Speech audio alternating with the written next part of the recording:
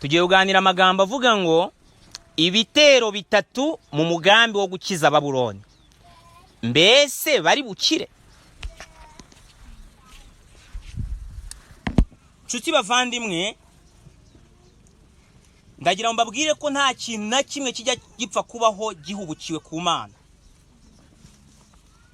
Kuba twicaye aha ni mu mugambi w'Imana. Kuba tubona ibyo kurya ni umugambi w'Imana. Kuba twibona aho twibona mu miryango yacu ni umugambi w'Imana. Nubona hari ibyo wumva uwo mubana atabyumva, nabyo burya ni umugambi w'Imana. Erega Imana yaremye umuntu, imuha ibyari bikenewe kugira ngo umuntu wese abashe gukira. Ariko igitangaje, guhera kera ntabwo umuntu buri gihe yumva iby'Imana yavuze.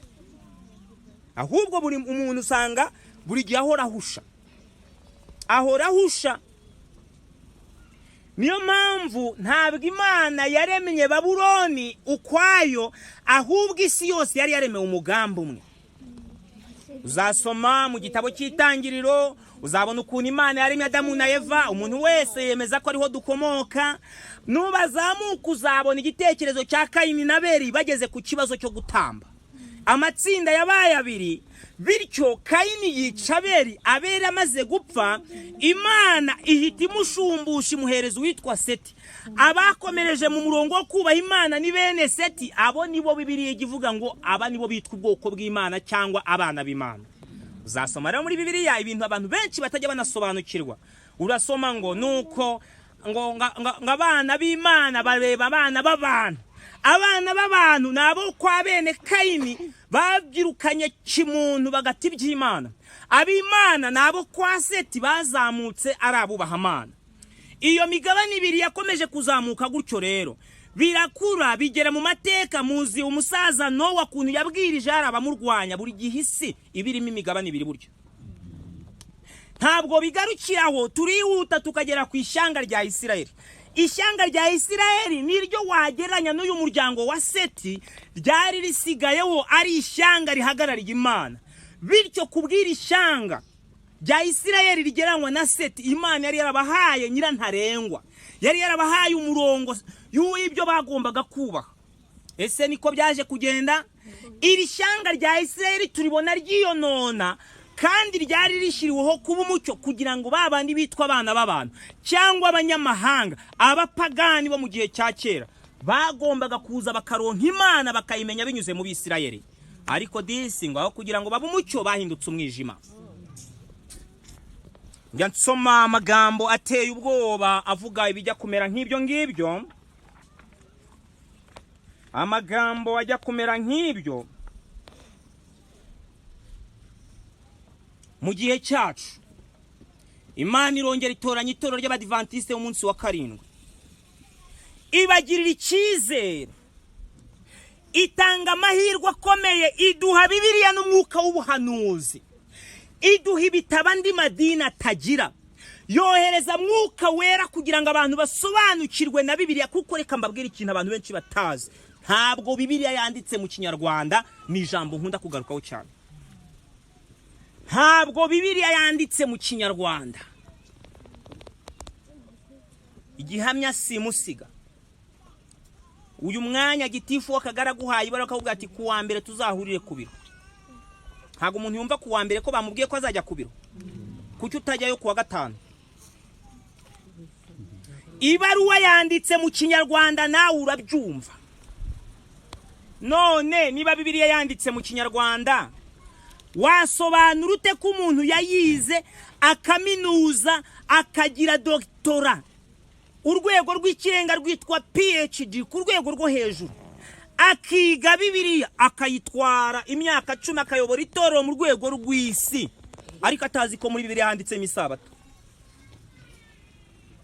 Ubwo surumva icyo ari Ikinyarwanda, iyo kiza kuba Ikinyarwanda ubu si igitabo cy'imibare aho ugeze rimwe guteranyaho rimwe ntazi ko ari kabiri, kuko imibare yanditse mu rurimi yumva. Ubu se muganga, mwabonye umuganga waminuje mu kubaga ubwonko, yagera ku bwonko akarya iminwa? Ntabwo babajyana ubwonko bwananiranye akamwicara ubwonko akabubaga neza akabushyira hariya. ubu se abahanga by'umwihariko abashinwa mwabonye iyo bageze ku muhanda ahantu ikiraro mwajyaga mugishyiraho umugezi ukagitwara, mwabonye batubaka ikiraro kigakomera?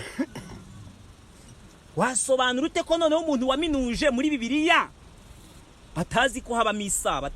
Aka gakecuru katanageze mu ishuri kakaba kazi kwirimo. Ntabwo Bibiliya yanditse mu Kinyarwanda. Niyo mpamvu mu rwandiko rwa kabiri Paulo yandikiye Timoteyo igice cya 3:16 randitswe ngo ibyanditswe byera byose byahumetswe n'Imana. Ntabwo byanditswe byarahumetswe. Mu rurimi rw'amahanga babyita inspiration cyangwa inspiration. Byarahumetswe, bityo kugira ngo wumve ibyahumetswe bigusaba guhumekerwa. Niyo mpamvu rero ibindi ntuzajya uvuga ngo ariko kuki aba bantu batabyumva. Nyine byanditse mu rurimi abantu benshi batumva. Imana irashaka guhumekera wowe nanjye muvandimwe wumvira ijambo. Imana irashaka kugeraho ngo irebe ko yashyikira umutima wawe kugira ngo bashe kumva icyanditswe kirimo ibi ngibi tugendana. Bibiliya cyakora abantu baranakina. Muvandimwe umwe hano hakurya ku giti kinini hambere aha haherutse kuba accident ikomeye, harashya hariya kuri station ya essence. Inzu babagamo irashya, imaze gushahiramo miliyoni zigera muri 4. Yari ari kutwihera ubuhamya turi kumwe. Mwiyo nzu yahiye n'ibyuma byarahiye, basangamo Bibiliya ari nzima. Amen. Yarabinyibwiriye. Namukuzanira waza ukamureba nkaguhuza nawe. Arakubwira ngo amafaranga yarahiye, ibyuma birashya mu nzu, nta kintu twarokoye, ariko twasanze Bibiliya ari nzima. Amen. Kandi bayisanzemo bukeye, ntago bayibonye ngo bayizimye. Bayisanzemo nabwo bukeye byanarangiye. Bibiliya abantu benshi bakinira ku byo batazi. Se mubona Satani ayirwanya mukagira ngo ntazi icyo arwana nacyo. Imana ihagurutse ishyanga ry'abadivantiste umunsi wa 7 rihagaze kuri Bibiliya n'umwuka w'ubuhanuzi. Itanga Mwuka Wera kugira ngo ahumekere abana bayo. Abana bayo nibamara guhumekerwa bumve Bibiliya. Nibamara kuyumva babashe guhagarara ishaka ko bahagarara. Abandi bo bakomeza biruka inyuma y'inyuguti kuko badahumekewe bayitwaye. Ukabona rwose umuntu avuga ati ndi Reverend Pasteur. None umunsi ni kuwa kangahe? Ni ku cyumweru ngiye mu materaniro. Ukamubaza ikibazo, ese Petero wabarumvise amateraniro yo ku cyumweru? Ati reka da. Paulo suya muzi reka da. Yesu suya muzi reka da. Intumwa 12 se urazizi hoya da. Mose se wo mu isezerano rya kera uramuzi? Ati ntabwo. Abo bose baruhukaga iki? Isabato. None se wowe ubikuye he? Ariko naraminuje ndi Reverend Pasteur, ndi igihanganye, ndi perezida, ndi runaka. Abantu benshi bagiye gushya, abantu bagiye kurimbuka kandi batwaye Bibiliya. Ntabwo ikibazo isi ya none ifite ari Bibiliya, ahubwo ikibazo Imana ifitanye n'umuntu. Nuko Bibiliya ihari abantu bagashaka kuyumva mu Kinyarwanda, kandi Bibiliya ari impumeko y'Imana. Ntabwo abantu bashaka guhumekera. Abantu biziritse uko ibintu babimenyereye kurusha kukwizirika kuri Mwuka Wera ngo abashe gusobanurira imitima. Ese reka mbabaza ikibazo. Nta somo uzi wize kuvura umwana mutoya ukaba wararimenye ukuze ungana ukungana? Twara yaririmbye twayavuze mu byo kwibukwa iri mbabwiye ryo kabiri rwa Timoteyo 3:16. N'abantu nasuraga niryo najyaga mbabwira. Nakomezaga abantu kuri Bibiliya. Ariko kubera iki? Akenshi amarangamutima atuma tudashyikirana Mwuka Wera ngo tubashe kumva icyanditswe. Umusaza witwe Zirampyisi waravuga ngo ni icyanditswe kiri mu cyanditswe. Ishyanga Imana irarebera rikundira ritoranya abadivantiste umunsi wa 7 bashyira ku isi. Hano haranditse mu iki gitabo cyitwa Inyandiko zibanze kuri page 76 ku gika cya 2 amagambo avuga ngo nabonye inteko nini y'abavuga ko bitirirwa Kristo, nyamara Imana ntiyari ibazi nk'abayo. Oh la la.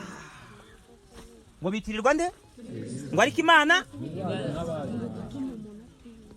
birahagije ko ushobora kuzajya ubyiririmba ukabihimba mu ndirimbo ukavuga kuri igitangaza Imana itakuzi. None se Yesu yinjira Yerusalemu ahetswe n'icyana cy'indogobe, abantu bari kuririmba, ariko baririmbaga indirimbo icuritse. Uzongere ubwo icyo cyigisho neza, indirimbo icuritse. Yesu yinjira mu murwa, abo yari yarakijije, bamwe barwaye ibibembe, bamwe bavuga ati tubuze uko tugira, basasa imyenda mu nzira. Yesu akajya atambuka, yicara ku cyana cy'indogo banyuraho, bose bazunguza imikindo ati hoziyana hoziyana, hahirwa umwami uje mu izina ryawe. Mwijuru mwisi, icyubahiro kibe mwisi, amahoro abe mwijuru. Niko baririmbye. Icyubahiro kibe mwisi, amahoro abe hehe? Ibyahishuwe 12 aravuga ngo mwijuru haba intambara. Ariko barangije ku murongo wa 12 aravuga ngo noneho rero wajuruwe nawe aribamo, nimwishime nawe wasiwe ugushije ishyano, kuko Satani akumanukiye afite umujinya mwinshi. Mu yandi magambo, ijuru nta kibazo rifite ry'amahoro, isi nibuza amahoro. Ariko barangije bari kwishimira umwami uje kwimika ingoma. Uwo mwami baramureba, basasa imyenda, bakajya bavuga ati rero nta mahoro dukeneye, amahoro we, mahoro igire mu ijuru. Noneho mwisi icyubahiro nikize. Mu ntambara ikomeye mwarabisomye, ngiyo bavuga ngo mwisi amahoro abe mubo yishimira, icyubahiro kize mwisi. Babaga bari kuvuga ngo Yerusalemu irabagirane kurushaho, ibari igira umutekano, igira icyubahiro, ibari yishyirwa hejuru. Abantu bashaka gushyira isi hejuru, amahoro ntibayakeneye. Niyo mpamvu Yesu ageze imbere mu ndirimbo baririmbaga, arabareba, arangije warapfukama ararira. Ibijya bidushimisha kenshi biriza Imana. Ibintu abantu babicuritse, uwo bari kubiririmbira wari kurira. Kwivuga biroroshye, bijya byoroha kwivuga. Haranditse ngo nabonye inteko nini y'abantu bavuga ko bitirirwa Kristo, nyamara Imana ntiyari bazi nk'abayo, ntiyari bishimiye. Satani yasaga n'uwafashe imico yo kubaha Imana, kandi yashakaga cyane ko abantu bibwira ko ari abakristo. Yashakaga cyane ko abantu bibwira ko ari abakristo, kubyibwira. Ikigisho cyitwa ngo itorero ryunga ubumwe n'isi. Yaranditse ngo yarashishikarijwe kandi nuko bakwizera Yesu, bakizera ibyo kubambwa kwe no kuzuka kwe. Ibi byose Satani n'abadayimoni be nabo barabyizera, ndetse bagahinda umushyitsi. Ariko niba uko kwizera kutabyara imirimo myiza kandi ngo gutera abagufite kwigana imibereho ya Kristo irangwa no kwiyanga, ibyo ntacyo bihungabanyaho Satani, kuko ari abakristo ku izina gusa, mu gihe imitima yabo ikiri ya kamere. Kandi Satani ashobora kubakoresha neza mu murimo we kuruta uko baba batarigeze bitwa abakristo. Yewe we, Satani ashobora kubakoresha neza mu murimo kuruta uko baba barigeze.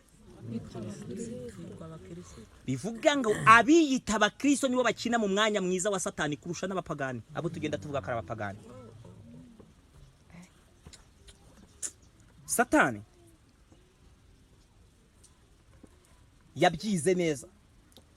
Hano hasi haranditse ngo batwikiriza kutabonera kwabo izina ry'ubukristo, bakagendana kamere zabo zidahinduwe, kandi kwifuza kwabo kubi ntikwigeze gucecekeshwa.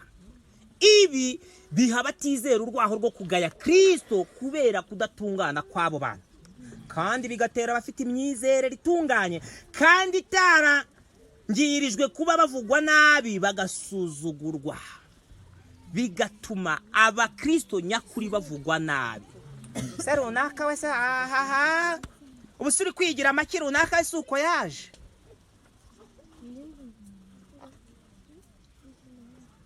Reka turebe ibitero 3 mu mugambi wo gukiza Babuloni. Ese iri bukire? Kugira ngo Imana rero ikize Babuloni, hari cyagombaga gukorwa. Ariko banza wumve umvana n'amagambo di kuri page 76 inyandiko zibanze. Abagabura babwiriza ibintu byoroheje kugira ngo binezeza abavuga ko bizera, ariko bagengwa na kamere. Babwiriza ibintu bimeze bite? Ntimuvuga inyamaswa n'igishushanyo cyayo, ntimuvuga ibintu byo kwihana, ntimuvuza ibyo bintu bitera abantu ubwoba. nyaboneka ntimuvuge ku ifaranga rimwe, irangamuntu y'abandi muyihorere, ibi bintu by'abandi mubireke. Ese ubundi cyumweru mukiretse ntimuvuge ibyo bintu, muceceka ntimuvuge ubupapa nabi, ntimuvuge politike nabi, mugende gaciya mutisibira amayira. Sawa, ahubwo twikorera ibitaramo biryoshye, muze tunezerwe.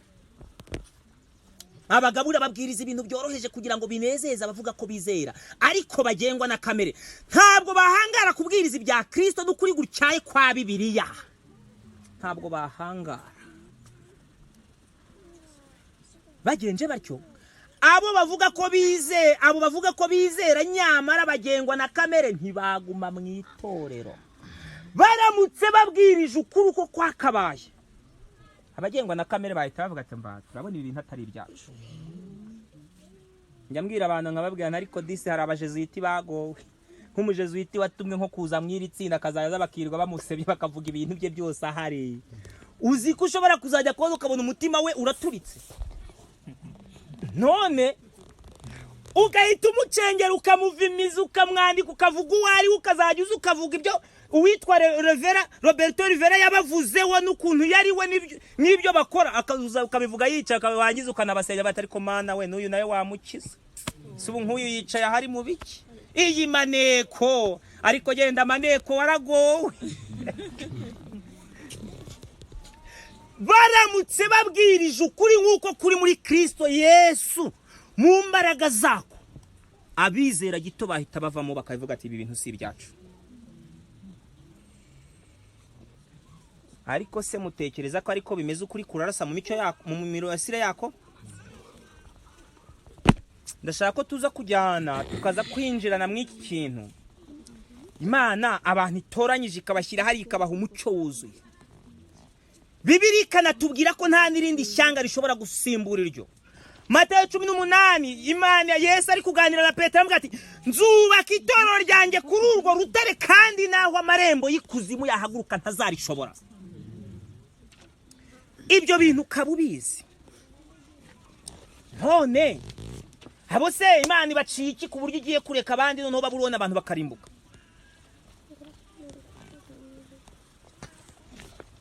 Ndakujyana mu butumwa bwatoranijwe mugabane wa 2,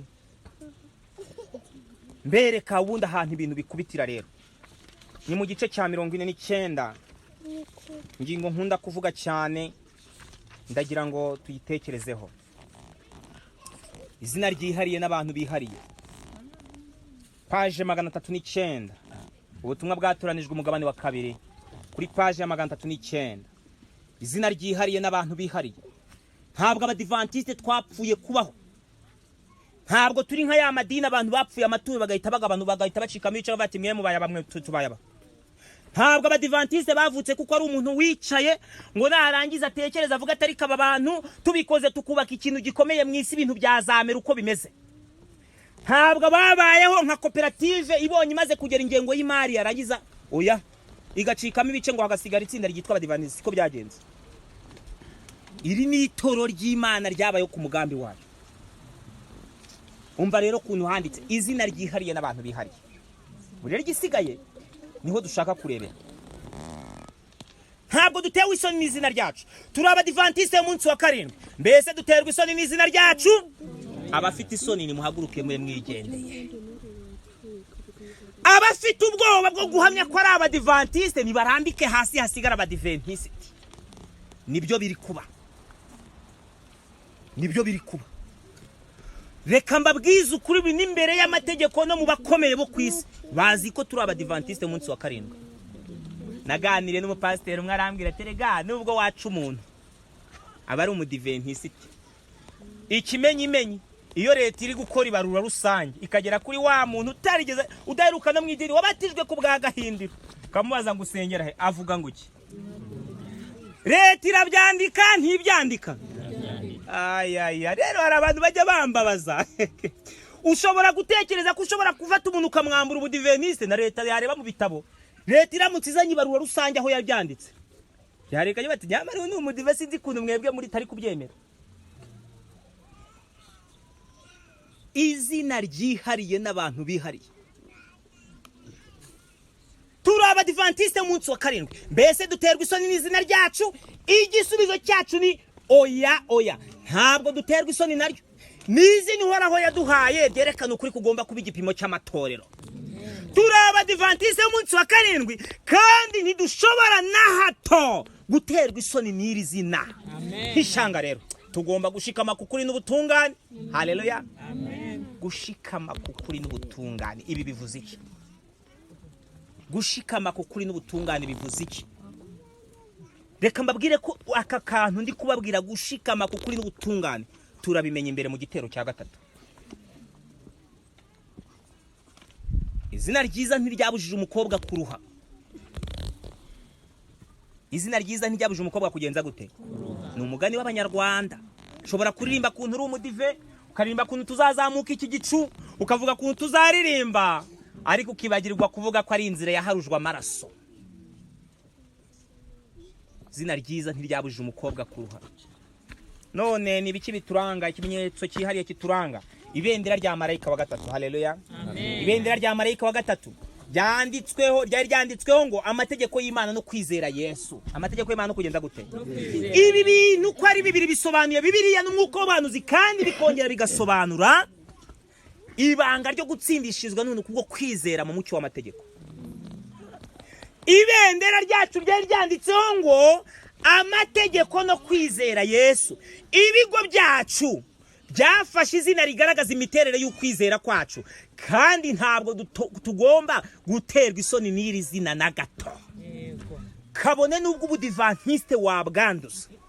Nzanyura mu isoko ndi umudivantiste.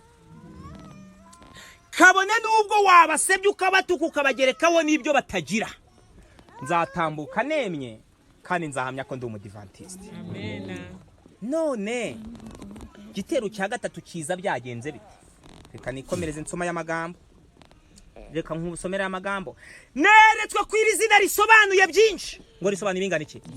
Kandi mu kuryemeza twayobowe n'umucyo twahawe uvuye mu ijuru. Amen. Isabato n'urwibutso Imana yashyizeho rwerekana umurimo wayo w'irema, kandi ni ikimenyetso kigomba gushyirwa imbere y'abatuye isi.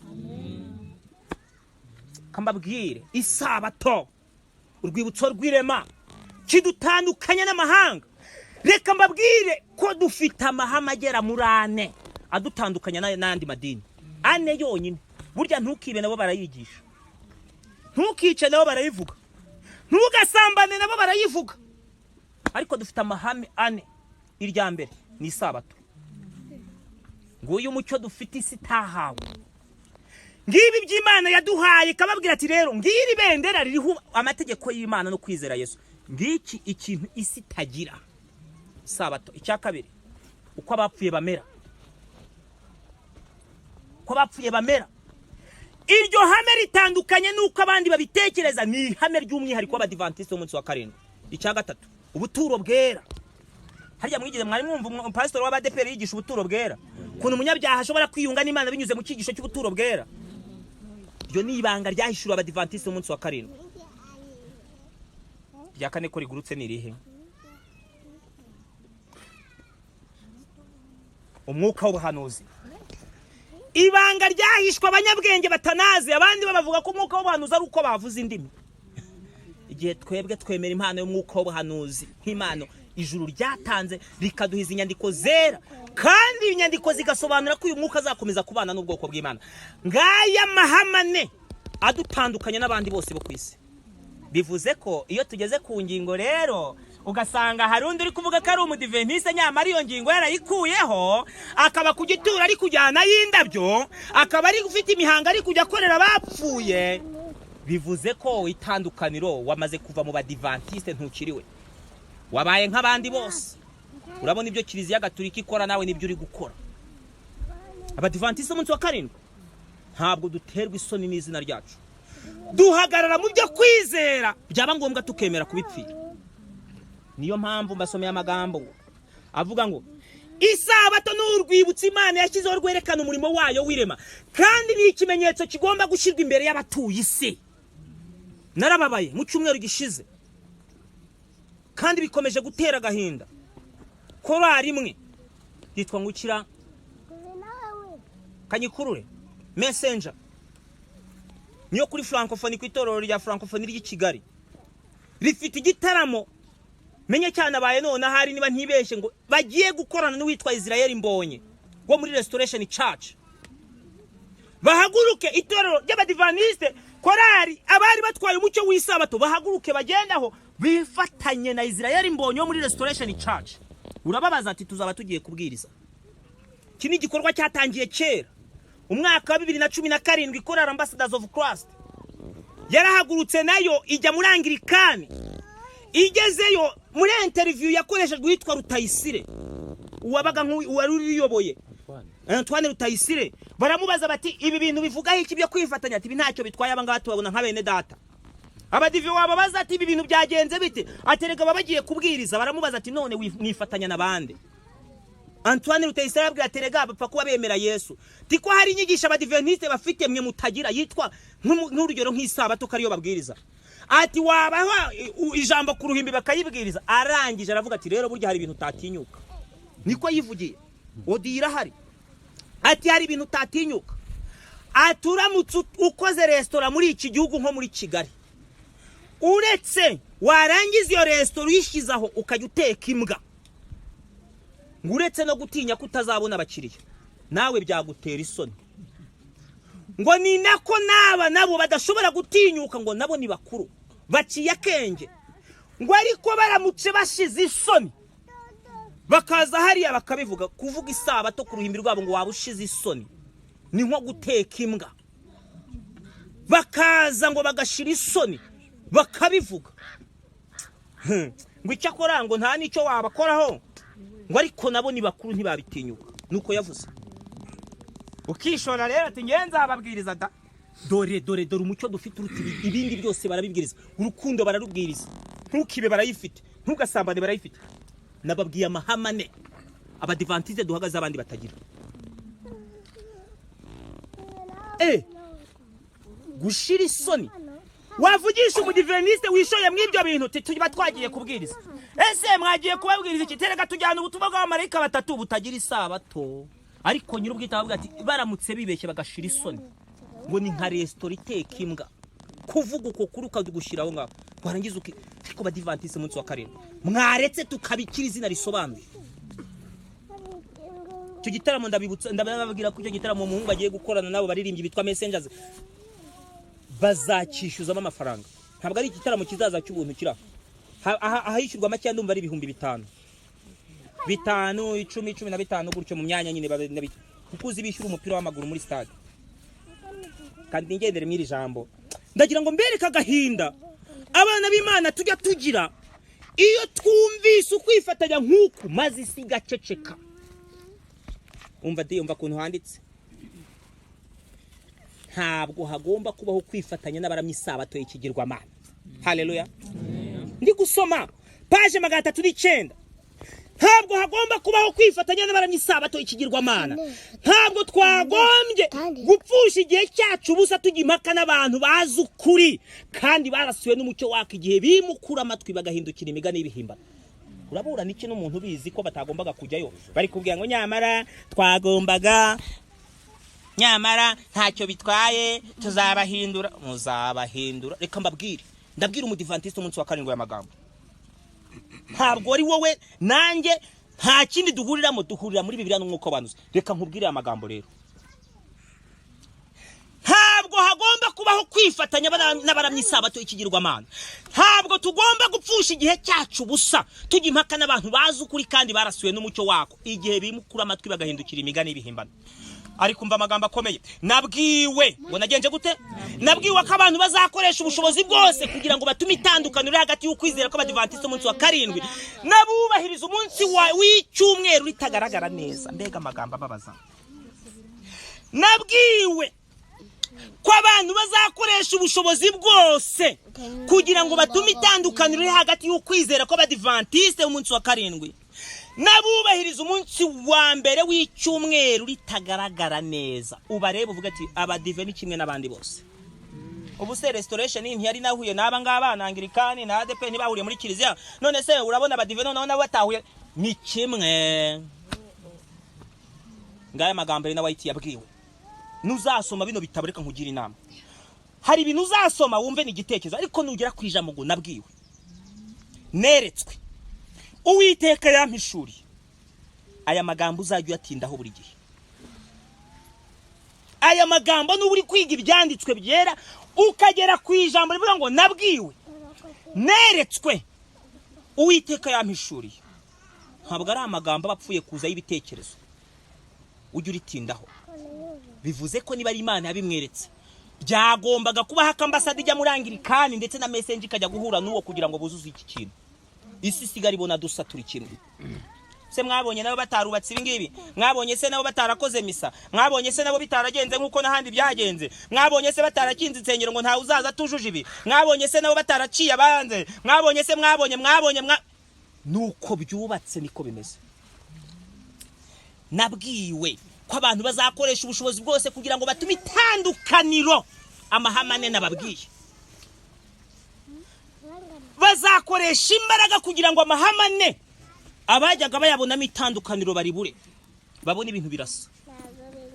Avuga ati sha mwese kimwe, buse mubona mu mpuzamadini ataza, buse mu nama ya Jacques ntiyari yaje, ubuse mwabo ntitwafatiye imihigo hamwe, si ibintu ntitwabyujurije hamwe. Sawa, nabwiwe ko abantu bazakoresha ubushobozi bwose, bazashoramo amafaranga, bazashoramo imbaraga, bazashoramo kugurisha bizera, bazashoramo gushukashuka abantu kugira ngo bibone bari muri ibyo bintu, bagire ngo ibintu byashyushye. Tugiye kujya tubona ibintu twibaze ngo ibi bintu bundi biturutse. Haranditse ngo nabwiwe ko abantu bazakoresha ubushobozi bwose kugira ngo batume itandukaniro riri hagati y'ukwizera kw'abadivantiste umunsi wa 7 n'abubahiriza umunsi wa mbere w'icyumweru ritagaragara neza. Isi yose ngisingana iki? Isi yose izajya muri urugamba kandi igihe kiri bugufi. Ntabwo cyari igihe cyo kurambika hasi bituranga. Haleluya. Abasigaye reka mbari bombwira rero, si igihe cyo kurambika hasi bituranga. Abadivantiste nibakomeza abadivantiste, mureke bahagarare kukuri bavuga ati niyo twakwemera tugacibwa iyi mitwe turi buze guhagarara.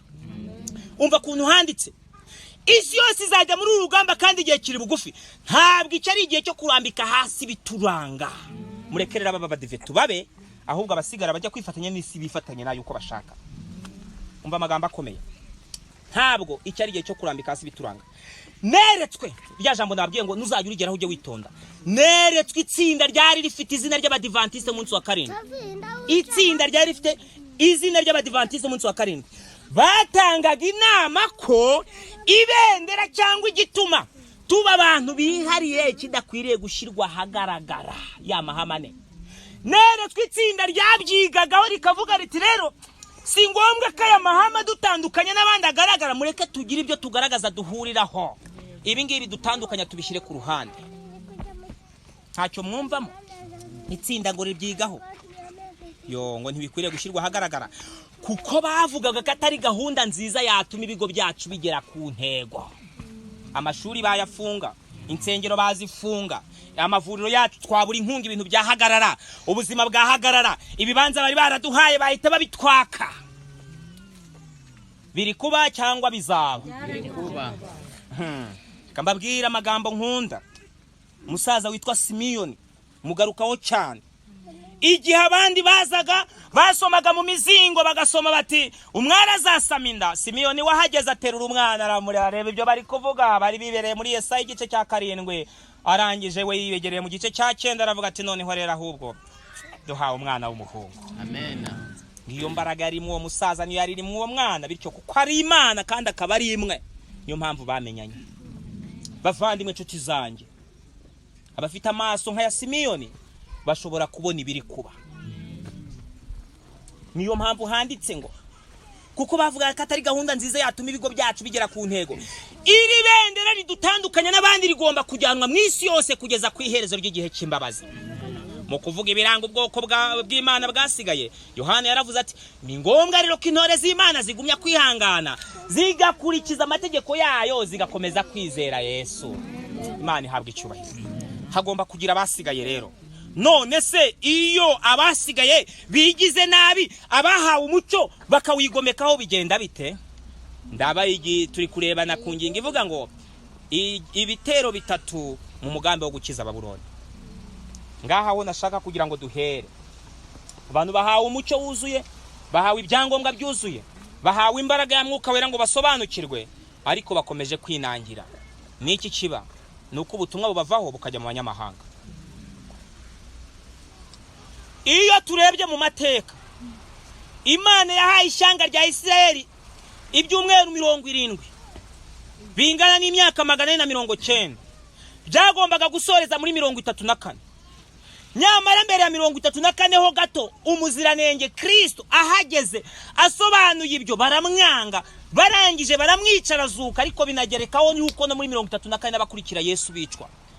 Imana itivuga ati noneho birarangiye, yami igihe cyagiye mwari mwahawe kirashoje, ubu noneho n'abanyamahanga ubutumwa bubagereho.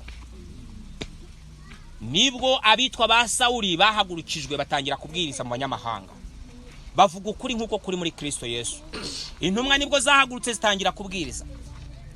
Ndagira ngo mbabwire yuko iyo ngingo n'uyu mwanya iraremereye.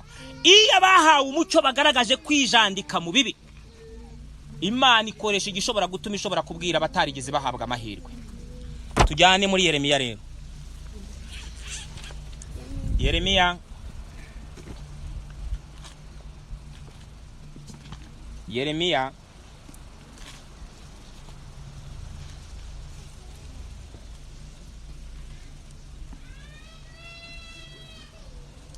Yeremiya igice cya 52.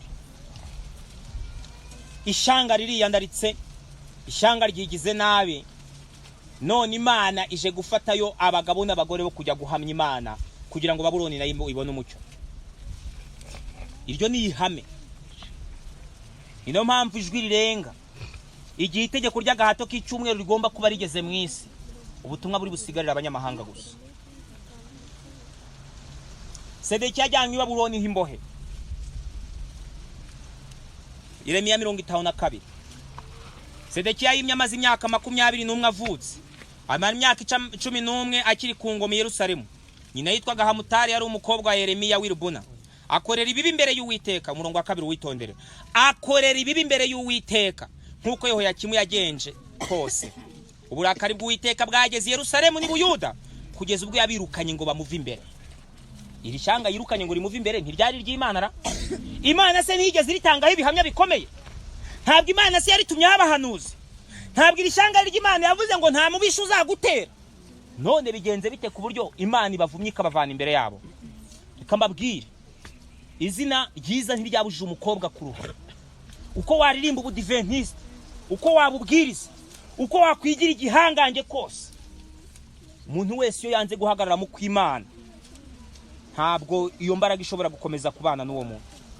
Uzasoma amagambo yabwiwe Nowa, umukiranutsi w'Imana. Arabwiriza ariko Imana iramubwira ati noneho bigeze, ndarambiwe, Mwuka wanjye ntazahora ruhanya n'abantu kuko ari abantu. Amahirwe ko agiye gufungurirwa abandi, urahagarara mu byimbo. Aha ngaha ngo uburakari bw'Uwiteka bwageze i Yerusalemu ni Buyuda. Ampaye nkawe ibi bintu wabisobanura ute? Ku buryo Uwiteka ateza ibyago abantu yavuga ngo muri ubwoko bwanjye. Uwiteka agateza ibibazo ahantu yahoze avuga ati n'ukuri muzanshaka mu mbone nimunshakana umutima wanyu wose. Bibiliya yawe niyanjye niko handitse. Uburakari bw'Uwiteka bugera kuri Yerusalemu, bugera kuri Isirayeli no kuri Yerusalemu, umurwa mukuru w'iby'iyobokamana. Ariko reka mbabaze ikibazo. Mwaba mwarigeze mwumva tubwiriza tuvuga ati abadivantiste ni twebwe twasigaye? Mwaba mwarigeze mwumva tuvuga ko ari twebwe Isirayeli y'ubu ngubu? Burya rero ikintu gitangaje, iyo Abisirayeli batsindaga urugamba tukahagera, iyo turi kubwiriza tukabati nuko bazamukana ingabo barazigota barazikubita, tuvuga ati Abisirayeli we turatsinda. Siko bigenda? Ariko iyo tugeze aho baguye, turakebereza tukinyurira ku ruhande. Wabwira ati ariko Abisirayeli byagenze bite? Mwabonye hari ushyira hejuru akemera ko ari we? Kuki twemera kuba Abisirayeli byagenze neza? Reka mbabwire isomo rimubwiriza iki cyambere mu ngwa 9 byabaye nibyo byongera kuba. Nta gisha. Aha rero haranditse ngo uburakari bw'Uwiteka bwageze i Yerusalemu ni Buyuda kugeza ubwo yabirukanye ngo bamuve imbere. Irangira ry'imbabazi kwishanga. Mana iravuga ati birahagije. abari bahawe umucyo uhagije, abari bahawe amahirwe, abari bahawe igihe, none bigize gutya. Reka mbareke bigenda biterera umurongo wa 4. Nuko mu mwaka wa 9 wo ku ngoma ye, mu kwezi kwa 10 ku munsi wa ntarutse B y'umurongo wa 3, kugeza ubwo yabirukanye ngo bamuve imbere, Sedekiya agomera umwami Babuloni. Nuko mu mwaka wa 9 wo ku ngoma ye, mu kwezi kwa 10 ku munsi wa 10 nuko kwezi, Nebukadinezari umwami wa Babuloni we n'ingabo ze bahubaka we n'ingabo ze zose batera Yerusalemu. Ngo batera hehe? Yerusalemu. Inde uhateye? Umwami wa he? Babuloni. Kiliziya Gatolika igera Yerusalemu ite? Mukuri kw'iki gihe ngo nuko uburakari bw'Uwiteka bugeze ku ishyanga, Imana iravuga ati aba noneho ntibakira ubwoko bwanjye. Uzasoma amazina Hoseya yagiye yita abana be, kandi biriya byashushanyaga mwige n'umugore witwa Gomeri kuntu yigiraga ngo babyaranye abana. Iravuga hari n'uwo yise ngo abasa abantu banjye, kandi mbere yavuga ati aba ni abantu banjye. Aho niho hantu njya ngera tukongera bikadusaba gutekereza bundi bushya. Ntukirata uhagaze, ntukirata uri nonaha, ahubwo haranira kugira ngo hatagira unyagwa ikamba rye, hatagira utakaza umwanya w'agaciro Imana yari mushizemo. Abantu Imana yavuzeho amasomo akomeye ati nzirukana amahanga imbere yawe, ababisha bawe bazajya baguhunga. None ngo Nebukadinezari araza hagira umwanya arahagota, we n'ingabo ze zose batera Yerusalemu, barahagerereza bahubaka ibihome impande zose. Nuko umurwa uragotwa, birinda bigeze mu mwaka wa 11 w'umwami Sedekiya, mu kwezi kwa 4 ku munsi wa 9 uko kwezi, inzara ibicyago mu murwa. Inzara igenze ite? Ibicyago mu murwa. Muri Amosi ndumva ari 8:11 ati nzateza inzara mu isi. Kugeza ubwo abantu bifuza kwiga ibyo twiga uyu mwanya ntibabone umwanya. Abantu bakubiswe gahunda z'idini kurusha gukubitwa gahunda z'iby'Imana. Abantu bahawe gahunda ku buryo ubaza umuntu kamaze atari ko ibi bintu bimeze bite, ubuhanuzi buvuga iki muri iyi saho. Ukabona abantu ntibazi iyo biva niyo bijya, abantu bibereye mu bitaramo no kuryoha no gushaka amafaranga. Babubatse uruzitiro maze inzara ibicyago mu murwa. Kandi twe twarahawe umutsima wo kurya, twe twarahawe umwuka w'ubuhanuzi ngo abantu banyweho bashira inyota, twe twarahawe Kristo ntama w'Imana ukuraho ibyaha by'abari mu isi ngo dusogongere tumenye kagira neza. Ariko gahunda z'isi nizo zatwaye ibitekerezo by'abantu, kugeza ubwo Babuloni zikagota ikahubaka ikahateza inzara, abantu ntibamenye ko byabaye. Mubwiriza kaza ati nge nzajya nibwiririza Yesu. Se buri ugira ngo we ni Yesu aba yabwirije? Ntabwo Yesu atandukana n'ubuturo bwera, nta natandukana n'ubuhanuzi. Igitero cya mbere kihageze rero umurongo wa 6 umurongo wa 7, maze umurwa ucikamo icyuho, ingabo zose zirahunga ziva mu murwa nijoro, zinyura mu nzira yo mu irembo riri hagati y'inkike zombi riri mu murima w'umwami zerekeza muri Araba. Umurongo wa 8, maze ingabo z'Abakarudaya zikurikira umwami Sedekiya zimufatira mu bisiza by'Yeriko. Ingabo za Sedekiya zose zihera ko ziramuhana ziratatana, maze zifata umwami Sedekiya zimushira umwami w'i Babuloni Ribura mu gihugu cy'Ihamati, maze amucira urubanza. Umurongo wa 10, nuko umwami w'i Babuloni yicira abahungu ba Sedekiya mu maso ye n'ibikomangoma by'i Babuloni byose abyicira Ribura, maze anogora Sedekiya mu amaso, amubohesha iminyururu, amujyana i Babuloni, amushyira mu nzu y'imbohe arindagwamo. Abayobozi bayobaraga ishyanga ku gitero cya mbere babagose babicishije inzara, barangije bamaze no kubafata mpiri, barabajyanye babanogoramo amaso. Iterabwoba rikomeye ku bayoboraga ishyanga rya Isirayeli, kugira ngo hatazagira n'undi wibeshya agasuzugura Roma. Erega ntuzajya wirwa ubaza ngo kuki abantu batabibona, amaso ntayarimo, yamaze kunogorwa. Niyo mpamvu umuntu wabwirije ukuri igihe kirekire, ibintu yahoza biririmba mu gihe cy'amahoro, ariko bigeze mu masasu no mu gihe cy'intambara yahisemo guceceka, kuko yabonye ku ntamaso bayanogora. Roma ntikina, Babuloni ntikina. Igitero cya mbere cyari kigambiriye gufata ubuyobozi bw'idini, ubuyobozi bw'itoro ryahamagawe n'Imana, ubuyobozi bw'ishyanga Imana yakuje muri Egiputa inkota ityaye, bagombaga kubufata bakabunogora amaso, abandi bakicirwa imbere y'ababisha babo kugira ngo batinye Roma ibyayo bazajye babiceceka. Niyo mpamvu mu mudendezo w'idini cyagombaga kuvugwa n'uvuga ngo tubane amahoro. Igitero cya kabiri, umurongo wa 12. Nebukadinezari anyaga ibintu byo mu nzu y'Imana babijyana i Babuloni. Igitero cya kabiri. Nuko mu kwezi kwa gatanu ku munsi wa 10 w'uko kwezi, ari mu mwaka wa 19 wa Nebukadinezari umwami wa Babuloni, Nebuzaradani umutware w'abarinzi wari igisonga cy'umwami wa Babuloni azi Yerusalemu, atwika inzu y'Uwiteka n'ingoro y'umwami, ngatwika iki? Igitero cya kabiri cyari kibasiye inzu y'Uwiteka. Nusoma hano hejuru, Nebukadinezari anyaga ibintu byo mu nzu y'Imana babijyana i Babuloni. Igitero cya kabiri cyari kigambiriye urusengero. Aya magambo nuzajya uyasoma, uzajya uyatekerezaho cyane. Umurongo wa 13, atwika inzu y'Uwiteka n'ingoro y'umwami n'amazu y'Yerusalemu yose n'inzu y'umuntu ukomeye wese, arayitwika yose. Ingabo zose z'Abakaludaya zari kumwe n'umutware w'abarinzi zisenya inkike zose zari zikikije Yerusalemu. Ngo barasenya bigera ubwo basenya n'igikarabiro, basenya ibyashushanyaga ifunguro ryera, basenya ibintu byose by'imirimbo by'inzu y'Imana. Inzu y'Imana bayisiga uko nguko yakabaye. Barangije barigendera. Mu gitero cya kabiri cyari kigambiriye urusengero. Mwarakibonye cyamura gitegereje. Igitero cya gatatu kiboneka ku murongo wa 24. Ibitero bitatu mu mugambi wo kubwiriza Babuloni. Ese Babuloni ribwemere? Abaturage b'Ubuyuda bajyanwa i Babuloni. Igitero cya gatatu. Umutware w'abarinzi ajyana Seraya umutambyi mukuru. Ngo ninde wagiye mbere? Umutambyi mukuru. Umutware w'abarinzi ajyana Seraya umutambyi mukuru na Zefaniya umutambyi wa kabiri n'abakumirizi batatu. No mu murwa ahakura umutware wategekaga ingabo n'abantu 7 bo mu bahanga n'umwami babonetse mu murwa n'umwanditsi w'umugaba w'ingabo.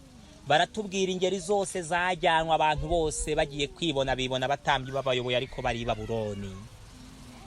Kugeza i Babuloni,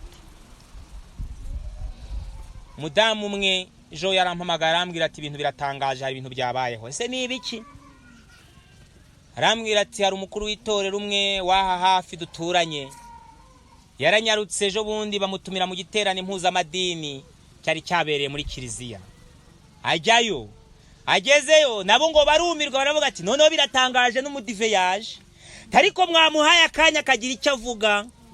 Mukuru aritari baramuhamagara ati ngwino ugira icyo tubwira.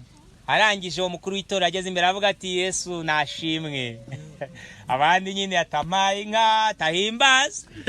Bose ngo barumirwa bari aho ngaho. Barangije arababwira ati rega burya dusenga Imana imwe. Byabaye mu cyumweru gishize. Ahandi ku itorero rya Ibitero mu Bugesera bajya gushingura, bagezeyo bamaze gushingura umwana wo mu muryango ahantu hamwe. Nuko ngo arangije pastor arababwira ati rero dufite igiterane kizaduhuza n'andi madini ejo bundi, ndabinginze ntimuzabure tutazakorwa n'isoni ari twe twabuze. Nuko umuntu wari ukuze wari urimo umuyobozi nawe wundi arangije aragurukana pastor aramukanga aravuga ati nta soni, kuva ryari tujyana mu mpuzamadini, ariko mwatugize ibicuruzwa muzagurisha uko mushaka hejuru y'inda zanyu nini. Amubwiza ukuri pastor yavuye aho ari uri guhunga ibiri kuba. Reka nivugire ku gitero cya gatatu. Igitero cya gatatu abatambyi bibonye hamwe na rubanda bose bari Babuloni. Dusoma mu gitabo cya Danieli igice cya mbere. Danieli mu gice cya mbere. Uyu mwanya sinshaka gutinda ku bitero, ahubwo ndashaka gutinda ku kubwiriza Babuloni. Danieli igice cya mbere murongo wa mbere. Mu mwaka wa gatatu Yehoyakimu umwami w'Abayuda ari ku ngoma, Nebukadinezari umwami w'i Babuloni yateye Yerusalemu arahagota. Sibyo tumaze gusoma mu kanya? Uwiteka Imana mugabiza Yehoyakimu umwami w'Abayuda hamwe n'ibintu bimwe byo mu nzu y'Imana, abijyana mu gihugu cy'Ishinaye mu rusengero rw'ibigirwamana bye, handitse rw'Imana ye ni intoya bisobanura ibigirwamana, maze abishyira mu nzu y'ububiko bwayo. Ibikoresho byo mu nzu y'Imana twabonye binyagwa, twabibonye ntitwabibonye. Nuko umwami ategeka Ashpenazi umutware w'inkoneze kuzana abana b'abasore bamwe bo mu Bisirayeli bo mu muryango w'umwami n'imfura b'abandi batagira inenge, ahubwo b'abanyaburanga n'abahanga mu by'ubwenge bwose, bajijuka mu byo kumenya b'ingenzuzi mu by'ubwenge, kandi batinyuka guhagarara mu nzu y'umwami kugira ngo abigishe ubwenge bw'Abakarudaya n'ururimi rwabo. Ngo aba bana ngo abigishe ubwenge ariko bw'abande. Reka mbabwire uburyo Imana igiye kubwiriza kandi yabwirije muri kiriya gihe. Mu gitero benshi barafashwe, ariko hagombaga kuboneka n'abandi bashobora guhamiriza aho abandi batatinyuka guhagarara.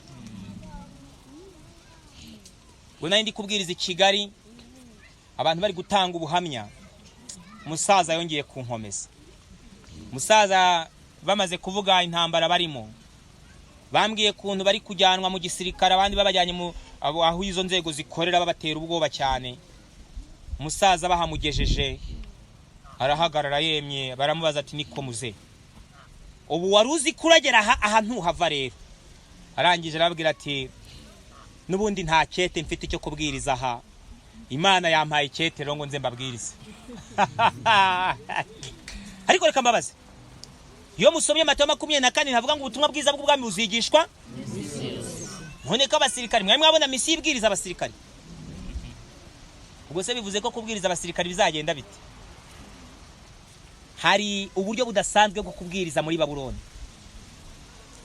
Harya reka mbabaze, mutekereza ko Yerusalemu yigize yicara ikavuga ati mureke twicare dutegura ivuna rizaberayo kugira ngo bazabimenye? Babajyanye ari imbohe mu gitero cya mbere n'icya kabiri n'icya gatatu. Abari impunzi babagejeje aho ngaho basanga bafite ibyete byo kubwiriza. Danieli na bagenzi be bahagaze aho abandi Bayuda baguye. Musaza ati nta cyete nari mfite cyo kubwiriza hano, Imana iranzanye da, ndababwiriza rero. Ati turakujyana kwa Kabuga, ati nubundi naho nungerayo nta cyete nari mfite cyaho, naho ningero ndabwiriza nk'ibyo mbwirija. Ati kandi turagufunga ntuzavamo, aho muzamfungira naho nzabwiriza. Neje bundi babimbyeje bundi.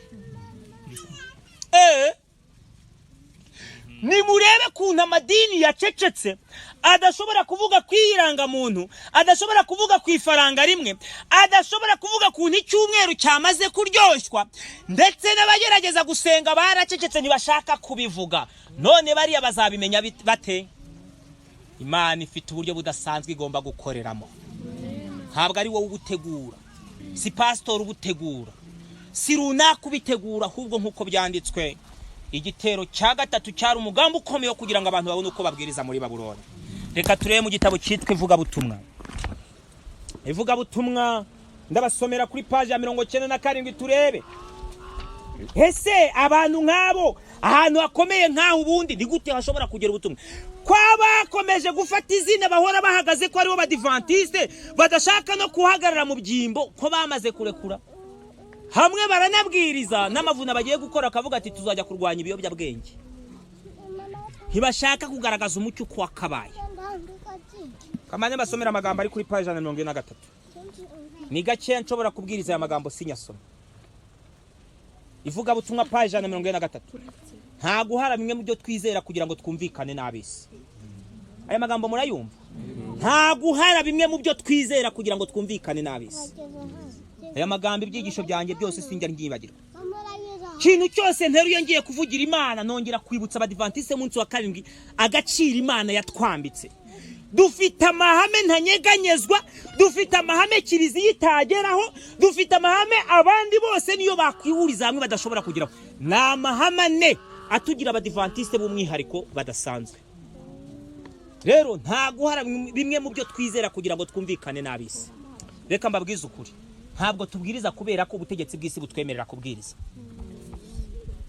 Ntabwo tubwiriza kubera ko abo dusengana babivuyemo baduhaye uburenganzira. Tubwiriza kubera ko Imana ari iduhagazeho. uwo musaza arongera aravuga ati rega burya reka mbabwire nta n'icyete dufite cyo kubwiriza muri perezidansi ariko urubanza rwacu nirucaho na perezida azamenya ibyavuyemo. Haleluya. Abana b'Imana vuba cyane mw'icyo gihe nari burasirazuba bahagurukanye mikoro 5 baravuga ati tugiye kubwiriza isi yose imenye ikiri kuba. Baraza birema inteko bafata mikoro zimwe zivuga imiganda, bamwe bahagarara abandi hakurya abandi hakuno, barangije barabwiriza bavuga ko icyaha cy'ubutinganyi cyarimbuje Sodomu, bavuga yuko isi igiye kurimbuka, bereka abantu ntama w'Imana ushobora kubabarira bagatangira urugendo. Barangije bavuga iby'igishushanyo cy'inyamaswa ndetse n'inyamaswa iri gusiribanga isi ikaba iri guhindagura ibintu, bavuga ifaranga rimwe, bavuga iranga muntu igiye kuzigakuza ibintu byose ku buryo bazasigara babuze aho bahagarara bari burimbuke. Barangije barabibwiriza ku musozi ko nta toro rishobora gutinyuka se ngo rivuge ibyo bintu. Imana yihagurikije operasiyo ishobora kuvuga ibyo bintu. Umukuru w'itorero wari uraho ndiwe wagize ikibazo gikomeye, ariko akaba na mudugudu aravuga ati uyu munsi ndabereka uwo ndiwe. Yabahamagarije inzego zose, arangije arabwira ati murambike mikoro hasi, ati nta urambika intwaro hasi. Arangije bahamagaza ku rwego kugira ubwo bafata abantu 30 ndumva ari n'umwe bajya kubafunga, babagejeje aho ngaho barabicaza, barabaganiriza, barabigisha. Mwumvise bica mu banyamakuru, bahimbiwe ibyaha akaraha butaka, bababeshe ibyo batigeze babwiriza, ngo babwirije abantu ngo kudatanga mituweli kandi ntabyo babwirije, ngo bari kugumura abantu, ngo ni bamwe banze inkingo, ngo ni bamwe batemba bumva nabi, ngo bari kubwiriza abantu gukura abana mu mashuri, ntabyo babwirije. Ahubwo icyabaye nuko bafashe abo bantu babagejejeho, barangije barebamo bari bakirimo batote. Ariko ubundi uriga? Ati ntabwo niga. Kuki utiga? Ati impamvu ntiga narigaga ndanabikunda, ariko igihe mwaduhigaga mwarazaga nkahita nsohoka mu ishuri buri gihe nkajya kwihisha. Buri gihe mbona n'ubundi ibyo ntaziga, mwarimu nawe tugahorana mu bibazo, mbona n'ubundi byarangiye ntacyo ndi bubikoreho. Iryo shuri ryancitse uko nihisha kugira ngo mutankingira ku ngufu, kandi ntabyo nshaka. None ko turagukingira, ati ariko nibura murabikora ku ngufu kuko nge sinshobora kwemera, nakwemera gupfa. Barangije bafata ababyeyi bati aba babyeyi bakuye abana mu ishuri, haranditse ngo bazababeshyera ibibi byinshi. Ese uragira ngo bikwepere he? Ntawe bigize babwira ngo ntatange mituweli, nta kintu na kimwe bavuze, ariko isi yabahimbiye ibyaha. Birangije kugira ngo mbere ku buremere bw'ubutumwa dutwaye. Iyo ibintu bibaye sakirira gikabera, umuvugizi mw'icyo cyerekezo ni uvuga, umuvugizi wa leta mw'icyo cyerekezo, umuvugizi wa polisi mw'icyo cyerekezo. Ibintu bibaye burengerazuba, mwabonye byuriya mwuzure wahitanye abantu, mwumvise ko umuvugizi mu burengerazuba ni uvuga. Ariko iki cyaba abantu kugira ngo isi kangarane, umuvugizi wa RIB ku rwego rw'igihugu ni wagiye kuri televiziyo, ajya kuri radio, bari ugira icyo avuga ngo dutanze gasopo no kubandi, byari kugira ngo babwire isi yose ngo mufunge umunwa. Naganiriye n'umwe muri abo bagenzi baje no kurekurwa bamwe kuko basigajemo abantu 5. Turaganira n'umwana w'Imana, arangije arambwira ati twaraganira ibintu byose tubibwizanyaho kuri. Umupolisi umwe wahawe igitabo cy'intambara ikomeye ndetse aravuga ati Icyakora ndabashimira muri abantu b'Imana. Ati ndashima ko ibintu muvuga munabisoma, mwarakoze mwanampaye igitabo intambara ikomeye, ariko iyo nsomye ibi bintu nkabireba ntago mwabishobora mwebwe. Ati ntabwo ibi muzabishobora. Kubera iki? Ati mwe muvuga ibyo mutazi. Tireka tubabwiza ukuri, ubutinganyi twarabwemeye, ifaranga rimwe twararyemeye, iranga muntu tugiye kuyitanga, ibintu byose birateguye, ntaho mwatunyura. Niko yabibwiriye. Baramubwira bati rero twiteguye no gupfa. Ati muzapfa. Ati ubu muzabaho mudakora ku mafaranga, tuzabaho. Muzabaho ubuzima bwahagaze, tuzabaho. Ati sha tuzareba. Nuwo mupolisi witangiye ubuhamya abivugira aho ngaho imbere yabo bantu bangana guca ari kubabwira. No murimo w'Imana su w'Imana.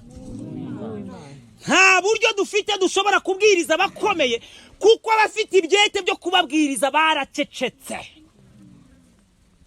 ubundi ibi bintu umucyo w'abadivantiste munsi wa karindwi guhera mu ntangiriro zabyo abayobora niyo bagombaga gukomanga muri presidence bakinjira akabwira ati dore iby'abadivantiste twizera ngibi. Wahakandagira ute ko bakubwira ati ibintu byose ubuzima turabuhagaritse se? Rero dore kuntu Imana yari yarabiteguye nta guhara bimwe mu byo twizera kugira ngo twumvikane nabo ngabo. Ntidukwiriye kunamira cyangwa gusaba imbabazi abisi kugira ngo tubabwire ukuri. Uracyagira ubwo bwo kubwiza umuntu kuri se? Ubundi se reka mbabwire dutinya urupfu. Ni bangahe imodoka zagonze bagapfa kandi batari bahagarariye Imana? Indirimbo ya 64 iravuga ngo hagariki cy'umutima bibwire nde. Dore uwo dufite wenyine twabibwira kuko abakomeye bo mu idini ryacu bagombaga kujya babibwirwa bagahagarara barabirambitse. Dusigaranye Yesu kuko mu miryango abo twiringiraga ko bashobora kudufasha guhagarara babirambitse hasi. Ubu dusigaranye ni wa wonde utabura mu byago no mu makuba.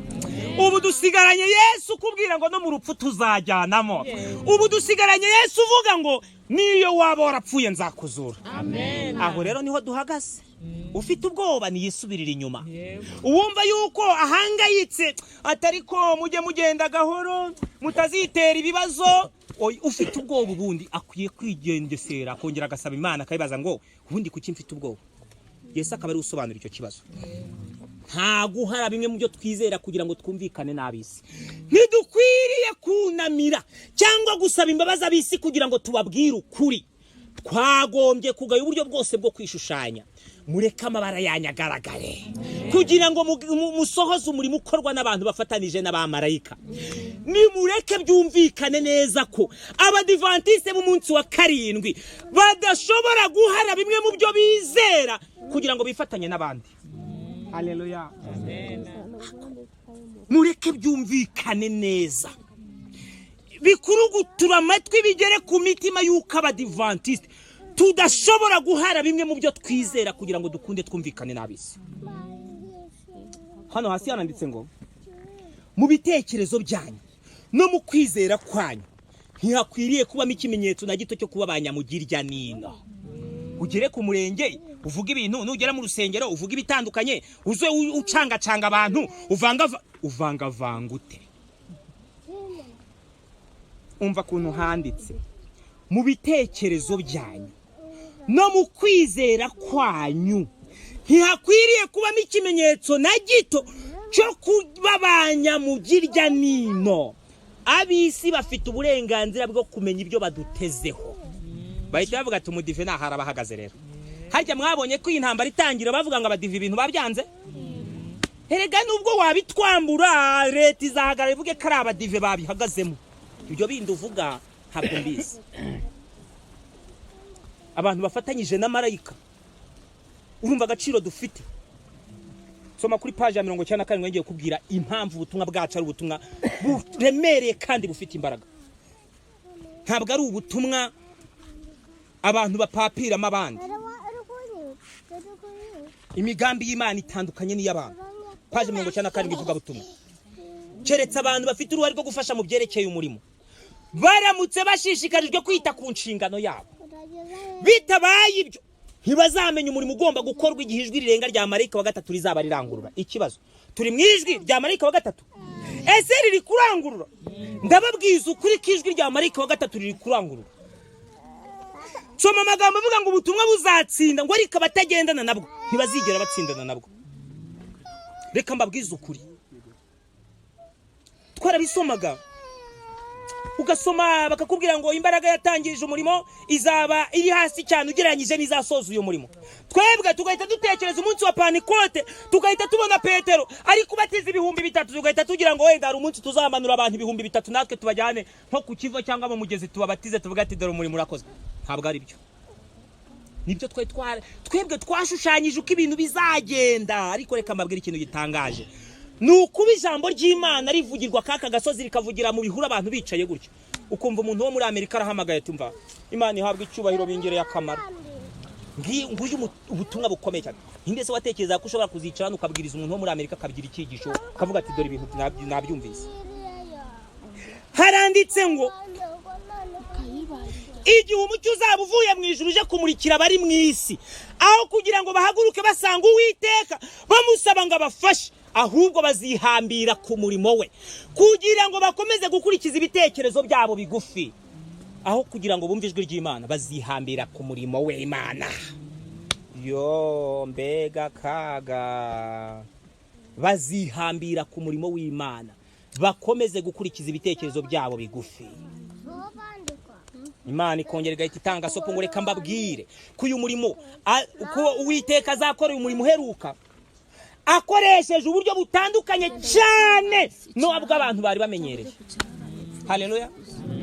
Reka mbabwire icyo bisobanuye ngo bimwe twabayemo mu idini, ibyo byamindi byose by'imihango, amatangazo amara iminota 40, ibiki n'ibiki bidafite agaciro, ibyo byose biri ku ruhande. Tugeze mu isaha ukuboko kw'Imana ariko kuyoboye umurimo wayo. Ubyemere cyangwa ubyange, ikimenyetso simusiga cy'uko Imana iyoboye ibi bintu nuko n'abakomeye ubutumwa bubageraho kandi nta ruhare ubigizemo wari wahagaritse kuzabivuga.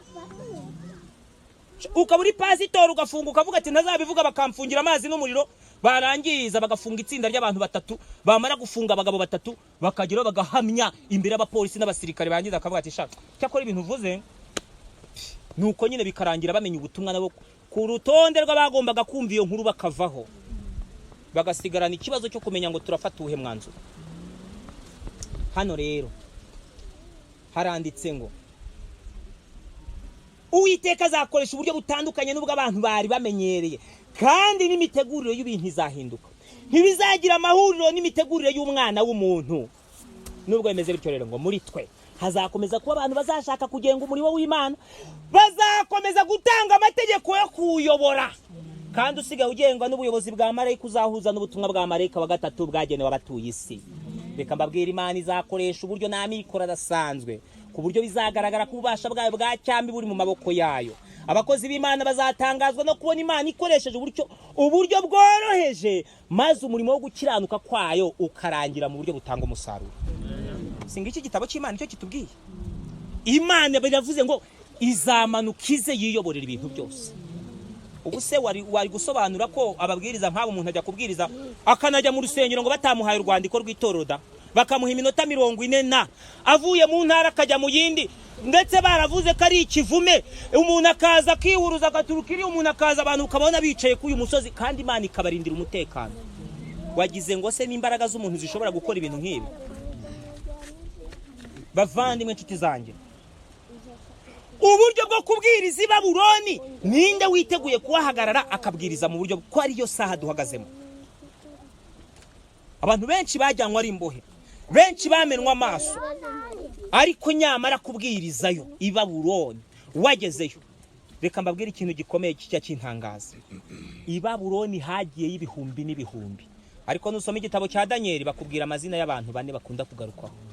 Abandi bari baragiye ko bose bagiye ari abadivantiste umunsi wa 7. Bagezeyo bariye ku by'i Babuloni, baravuga ati komenya biryoshye. Uwavugaga ariye ku by'i Babuloni ananirwa kongera kuvuga.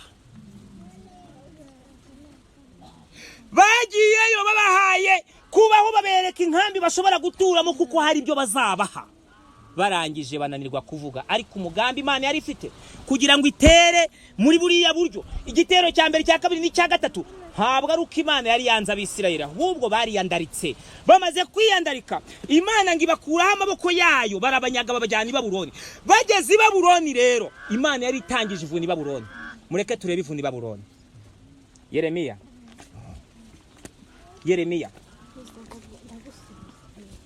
ivuna ry'i Babuloni, ivuna ry'i Babuloni ryari riteye rite?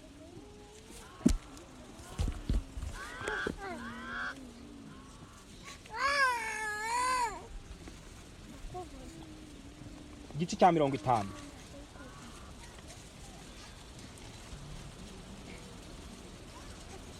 Igice cya 50.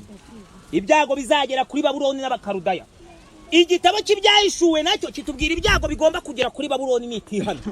Ndetse ibyahishuwe 18 hatubwira marayika wundi ugomba kumurikira isi, aribwo butumwa buri kubwirizwa bukabwira abantu gusohoka muri Babuloni, batakwemera gusohokamo, batasohokamo, Imana ikabasukaho umujinya. Aribyo byago 7 byo mu byahishuwe 16 na 16. baratubwiye ngo ibyago bizagera kuri Babuloni. Ijambo ry'Uwiteka yavuze kuri Babuloni no ku gihugu cy'abakarudaya arivugisha umuhanuzi Yeremiya. Nimurimenyeshe mu mahanga, muryamamaze kandi mushinga ibendera, muryamamaze mwe kurihisha muti i Babuloni hanyazwe. Babuloni hagenje gute? Ngiri ijambo basigaye abadivantiste umunsi wa karindwi bakwiye kubwiriza, no kubwira abantu bagasohoka muri Babuloni, nukubwira abantu bakava mu bintu by'ubupfu babayemo igihe kirekire, nukubwira abantu bakava mu kamenyero, abantu bakava mu mihango, abantu bakava mu bidahesha Imana icyubahiro, maze abantu bagahagaraho Imana bashaka. Nta wundi mugambi wo kugira ngo Imana itatanya abisirayeli, kwari ukugira ngo bavuge mu ijwi rirenga. Bityo iri jambo rikavuga ngo iri jambo Uwiteka yavuze akarivuga kuri Babuloni no ku gihugu cy'abakarudaya arivugisha umuhanuzi Yeremiya. Ni murimenyeshe mu mahanga yose, ni murimenyeshe mu mahanga, muryamamaze kandi mushinga ibendera, muryamamaze mwe kurihisha muti i Babuloni hanyazwe. Beri yakojejwe isoni, Merodaki yakutse umutima, ibishushanyo bye byamwajwe, ibigirwamana bye byamenaguritse. I Babuloni nta keza kariyo, nimuhunge musohoke muri Babuloni.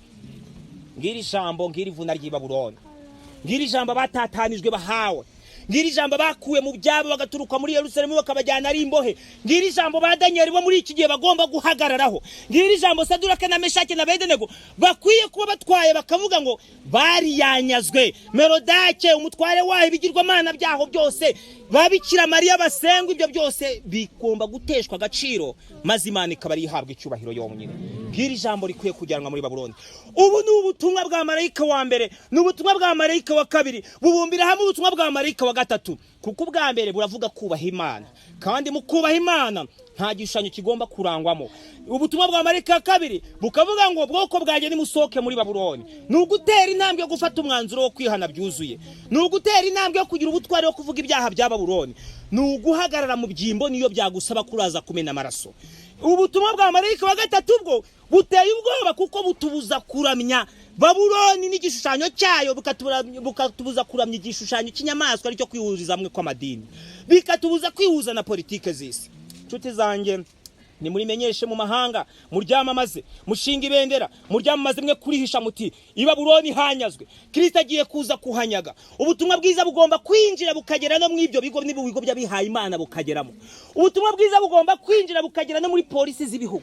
Ubutumwa bwiza bugomba kwinjira bukagera no muri gereza. Ubutumwa bwiza bugomba kwinjira hashoboka hose, kandi aho si uko uzajya gusinyisha ngo baguhe icyeti cyo kujya kubwirizayo, ahubwo Imana yateguye uburyo ki Babuloni habwirizwa. Umva amagambo akomeza umurongo wa 3. Kuko ikazi yaturutse ishanga rimuteye, rizahindura igihugu cy'amatongo, kandi nta uzakibamo, s'abantu s'amatungo byose byahunze. Ikasi yazaturuka ishanga rimuteye, bisobanuye ubutumwa bwiza bugomba gutera muri Babuloni. Ni ubutumwa bufite imbaraga, ni ubutumwa buvuga ko isaba atari wo munsi wa karindwi, atari icyumweru. Ni ubutumwa buvuga yuko gusenga bapfuye n'abatagatifu ibyo byose nta mumaro. Ni ubutumwa bugomba gutera Kiliziya Gatolika n'amadini yayobye bakamenya ko hari ishanga ryasigaye. Ariko reka mbabwire gukomera k'ubu butumwa, nuko ubu butumwa butangwa nyuma y'iki gitero gikomeye kigomba kuba mu isi. Ni ubutumwa bukomeye bugomba kuragaragaramo kumeneka kw'amaraso. Bavandimwe, witeguye gucibwa umutwe kugira ngo Yesu akunde amenyekane muri Babuloni? Hagarara rero. Aha ni wa magambo agiye gushira ivuga abantu bahamisha imibereho kurusha kugenda tuvuga ngo turi abakristo. Reka dutekereze ko mu murenge wose abantu bashobora kuzahagarara ibintu bakabivamo, kuzasigara uri wenyine, ko bazakujyana wenyine. Burya rero ibintu byo mu munyenga biraryoha. Nk'ubu niyo bazana bagakumunzura abantu 100 bakabajyana, mwamwumva muri mu kigare, ariko iyo bakugejeje aha wenyine nibwo utangira ugatekereza ugashyira ubwonko ku gihe. Bavandimwe, dukeneye ubukristo butari ubwo mwitsinda. Dukeneye ubukristo bw'umuntu ku giti cyo wavuganye na Yesu akabaza icyo bavuganye. Umuntu uhagarara akavuga ati njyewe nasezeranye nawe iki, aho azanyuza ariho nzaca, ndakora muri ubu buryo. Umuntu uvugana n'Imana umunsi ku wundi, uwo ni w'ijuru rishaka. Naho ubundi amatsinda yo ntabwo dukirizwa mu matsinda. Niyo mpamvu ngo niba kubita umungeri intama zigomba gutatana. igihe ziraba zitatanye muvandimwe urahagarara he? Ubu hano wakozamo inkoni benshi bahita bavuga terega naba batuzanye murabona ubundi twaje nyine urumva nge nari n'umushyitsi benshi bahita bahinduka abashyitsi, ariko wavuganye na Yesu yasigara ahagaze kukuri kw'Imana. Nimurangure rero tubwirize. Aho umurongo wa 4 aravuga ngo muri iyo minsi no muri icyo gihe niko Uwiteka avuga, Abisirayeli bazaza bari kumwe n'Abayuda, bazagenda barira bashaka Uwiteka Imana yabo. Igihe tubwiriza abandi byo gucira umujinya w'Imana, tugomba kuba dushaka Uwiteka, tugomba kuba turi kuvuga iby'Imana ishobora byose, tugomba kuba duhana ubuhamya bw'uko Imana yatubabariye ibyaha. Niko bigomba kuba bimeze. Umurongo ukurikiraho, umurongo wa 5, bazayoboza Isiyoni baherekeje amaso bati nimuze mwiyuzuze n'Uwiteka, musezerane isezerano ry'iteka ritazibagirana. Ubwoko bwanjye, umurongo wa 6, ubwoko bwanjye bwabaye intama zizimijwe n'abungeri bazo. Ngo zazimijwe n'abande? Shanga ry'Imana rigezweho n'ibibazo hejuru y'abungeri gito, ariko nyamara mu muteguro w'Imana burya niyo mpamvu Zaburi ya 23 ivuga ngo Uwiteka niwe mungeri wanjye sinzakena. Hejuru y'abo bungeri dufite Yesu, hejuru y'abakomeye twiringiye dusigaranye Imana. Niyo mpamvu hanavuga ngo ubwoko bwanjye bwabaye intama zazimiye zijimijwe n'abungeri bazo, bazirorongotaniriza mu misozi, ziva ku musozi umwe zikajya ku wundi, zibagiwe ikiraro cyazo. Ariko urumva kuntu twabaye abungeri gito. Isaha ndasaba Imana kugira ngo aho twagenze nabi tubabarire, twambika imbaraga asigaye duhamye, iduha ubuhamya buzima, ituvugurure tubwirize, tuvuge ukuri uko kuri muri Kristo Yesu. Ariko reka mbabwize ukuri, kugira umucyo udafitwe n'abantu, kugira umucyo amadini yarambitse ukabubizi neza ukavuga ati ngibi bintu, ariko hakaba abaturanyi n'abavandimwe bagiye kurimbuka ibyo bintu batabizi. Imana irashaka ubwoko bwiteguye kuvuga rero.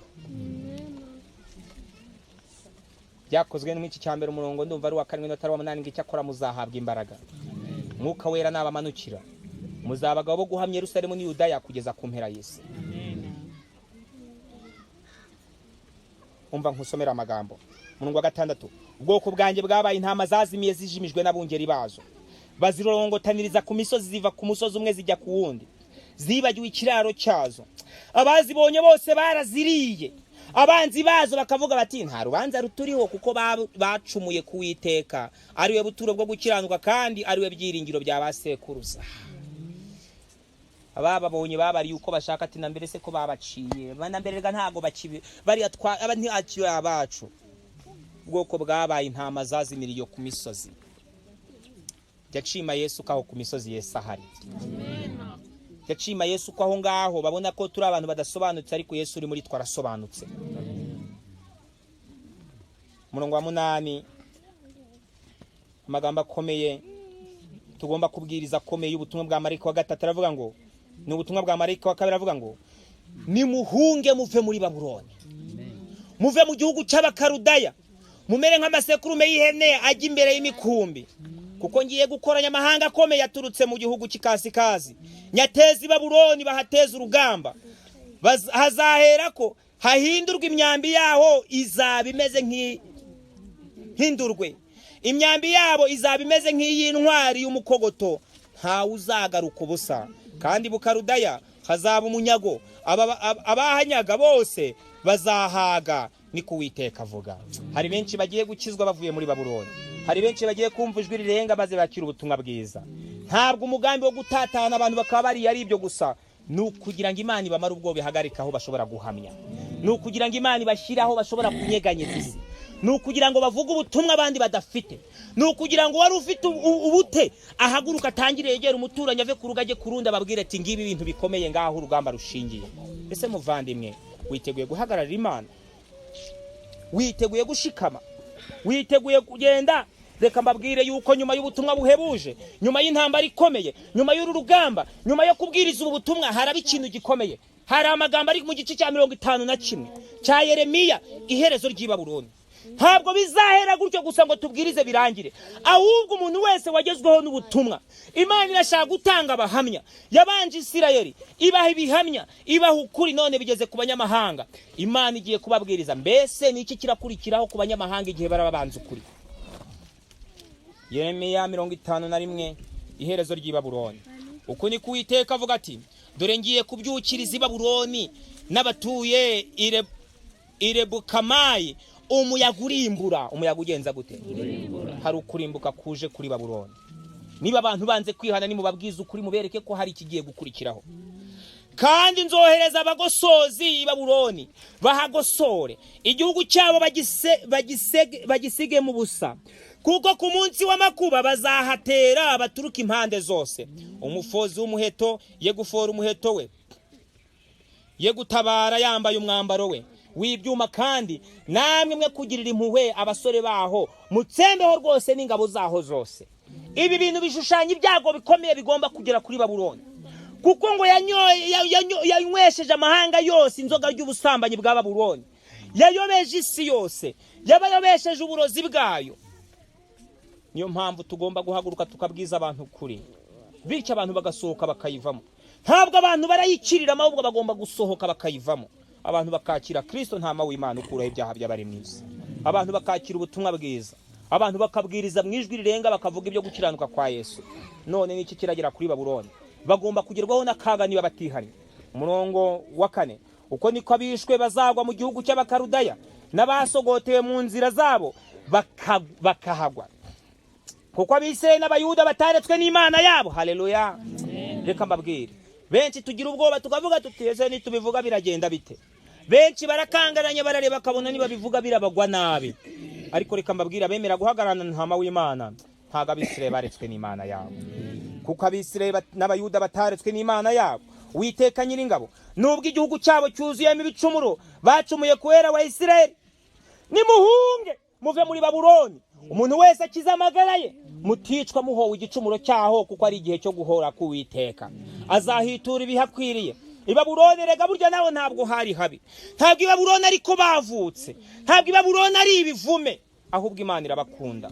Niyo mpamvu baravuga amagambo avuga ngo nimuhunge namwe muve muri Babuloni. Abantu bose bifatanyije nayo nibayisohokemo. Hano bakavuga ngo rero burya i Babuloni, umurongo wa 7, hahoze ari igikombe cyiza haba mu ntoki z'Uwiteka. Babuloni yari igihe yahawe ishema, Babuloni yahawe ibyari bikwiriye byose. Urukundo Imana ihafitiye nirwo rutuma igutumayo nanjye kantumayo, nirwo rutuma Imana ibumburira isi yose Bibiliya, nirwo rutuma tubwiriza abantu tukabereka ukuri, tukabereka ibigiye kubageraho. I Babuloni hahoze ari igikombe cyiza haba mu ntoki z'Uwiteka, hasindishaga isi yose. Amahanga yanyoye kuri vino yaho, nicyo gituma amahanga sara. Basindishije isi yose, nicyo gituma amahanga agenje gute? Murongo wa 8, i Babuloni haguye hatunguwe, hararimburwa, nimuhaborogere mushaka umuti wo kuvura uburibwe bwaho ahari hakira. Murongo wa 9 ujya umbabaza, twashatse gukiza i Babuloni ariko ntibyashobotse. Ntibyagenze gute? Twarabasengeye, turanabwiriza, mureke dukora uruhare rwacu, ibindi bisigare ku Mana. Twashatse gukiza i Babuloni ariko ntibyashobotse. Nimuhareke, kandi umuntu wese asubire mu gihugu cy'iwabo, kuko urubanza rwaho rwageze mu ijuru, rwazamutse rugera mu kirere cyo hejuru. Yo, mbega ibyago kuri Babuloni n'ibitihana. Twashatse kuhakiza ariko ntibyashobotse. Nshuti muvandimwe,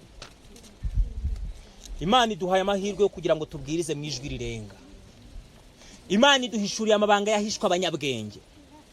Imana iduhaye amahirwe yo kugera ku banyamahanga tukava mu bintu by'impaka, kuko abanyamahanga nta n'impaka bo bifitiye.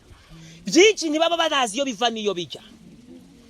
Mureke tujyane ubutumwa rero, mureke dukiza ab'i Babuloni. Nibura Imana yagira bibonamo ikabakuramo nk'umushima ukuwe mu muriro. Ntabwo turi mu gihe cyo guceceka, turi mu gihe cyo kuvuga. turi mu gihe cyo kurangurura isi yose ikabimenya. Indirimbo iravuga ngo aho nzahamagarwa hose ari no mu misozi. Mubyeyi nunkenera ukambwiza ijwi ryawe, nzavuga ibyo ushaka ko mvuga. Ese ujye usaba Yesu kugira ngo aguhe ururimi rwo kuvuga? Ujye usaba Imana kugira ngo abe ari ikuzamo amagambo ushobora kubwiriza kandi agakiza isi yose? Ndagusomera amagambo ari mu gitabo cy'ivugabutumwa kugira ngo ngiraho nerekeza iki gice cya mbere. Vugabutumwa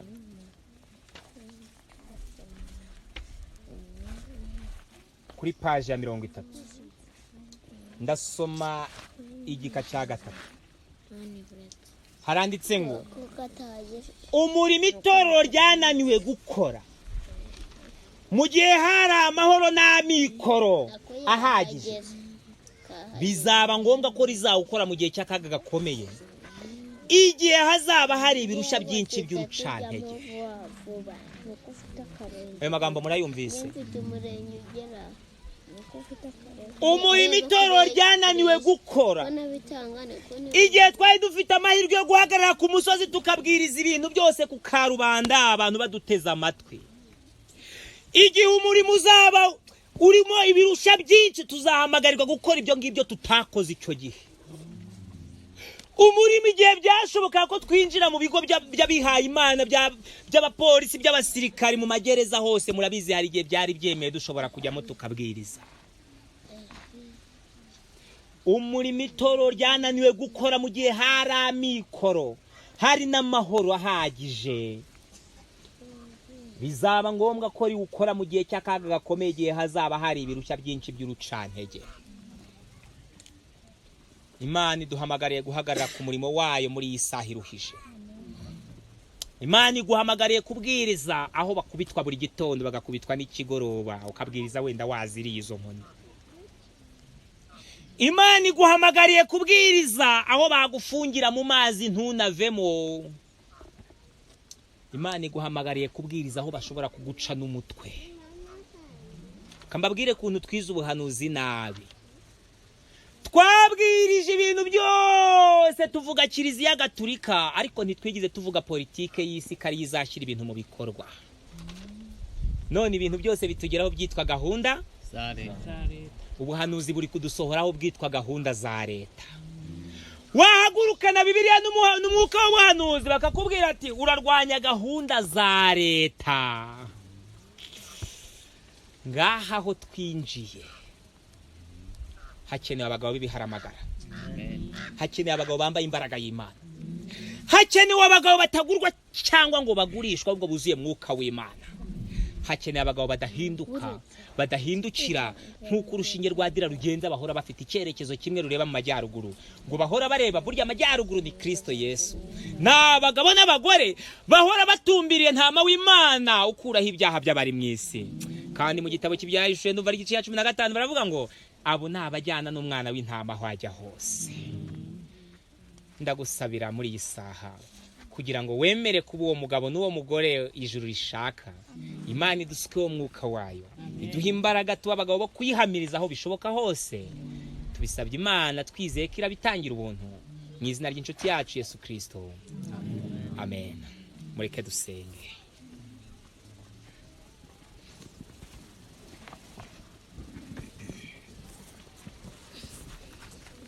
Umwuka Wera muyobozi, ube hafi y'abakristo, fata ukuboko unyobore, ndumugenzi kugahinga, abana niwe bishima, ubwo bumva ijwi ryiza ribabwira bagenzi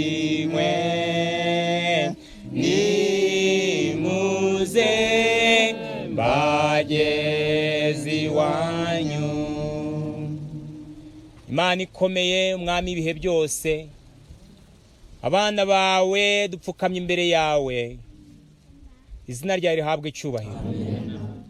Nta keza dufite, nta cyiza na kimwe twibonaho, ahubwo n'ibyo twakiranutsemo byose n'ubushwambagara, ndetse twambaye ubusa. Turagusabye ngo utwambike gukiranuka kwawe, uduhishe, udukuremo icyaha, duteguremo ingabo nyanga abasirikari bakomeye bagomba guhagara mu rugamba ruheruka. Umugambi ufite ni ugukiza abanyamahanga, kuko ishyanga rimaze kwiyandarika, ariko nyamara n'ishyanga urararikira kwihana bigishoboka, utarava ku ntebe y'imbabazi. Dupfukamye imbere yawe kugira ngo udukirize imitima, twuzuze ubwenge, iri jambo ryumvikanishe binyuze muri Mwuka Wera. Bisabye Imana y'amahoro mu izina rya Yesu, amen.